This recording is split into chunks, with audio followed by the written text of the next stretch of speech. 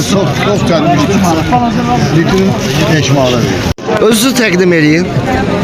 Gəlib olmuşsam, oldu çənim oldu. Körfədən gəlməliyəm. Bu 16-cı nar festivalından hansı məhsullardan gətirmisiniz? Nar çəkmişik, çox çəkmişik. Bildiyimə görə ən gözəl narları deyəsən siz təqdim edirsiniz. Bax, məsəl üçün bu narı neçədən təqdim edirsiniz? Bax, bu belə gözəl narlar. Belə gözəl narlar fərqli qiymətlərə. Məsəl üçün də birini deyir. 5-dən artıq yuxarı. Hə, 5-dən yuxarı. Hətta 10 manata kimi. Yəni 10 manatlar kartı olan lap yekiydi.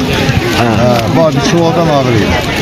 Bir kilo 100 gram, bir kilo götürsə 6 manatdan verir. Stəkan neçədən verirsən? Yəni gözəl narda, dəyən nar. Stakanı 1 manat.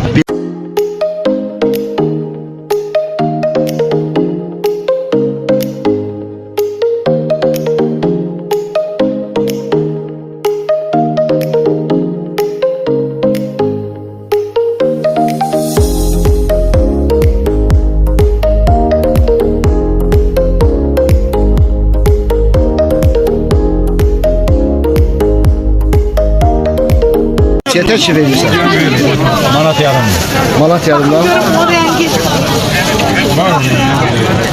Nar neçə? Nar 2 manat. Bu xırda narlar 2 manat. Yekələri neçədən verirsiniz? Bunlar 2 manat. 2 manat. Bəs bunlar? Bunlar 4 manatdır bunlar. Satı verən çəkəcəksən.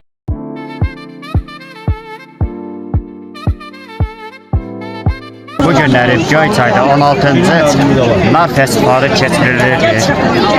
Bakıdan və bölgələrimizdən də qonaqlar gəlib, xoş gəlib. Təşəkkür və minnətdarıq ki, belə bir gözəl narlarımız da var. Göyçayda hər bir yerlərdə olur və bizim bu Göyçayda, yəni bayraq günü də 9 noyabrə olduğuna görə həm bayraq günüdür, 107-ci il münasibətilə hamını təbrik edirəm.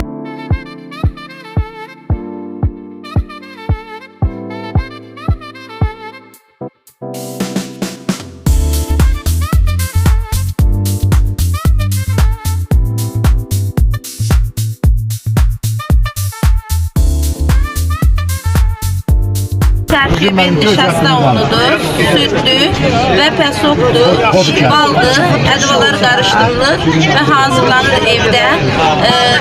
Ən çox bayramlarda hazırlanan bir məhsuldur.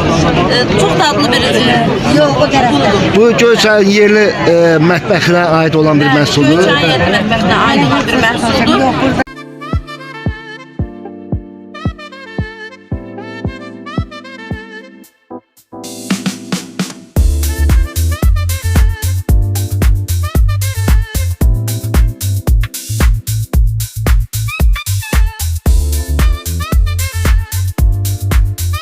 Neçəyə verirsən?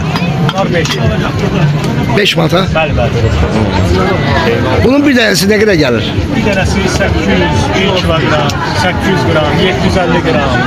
Göyçayın beləsi.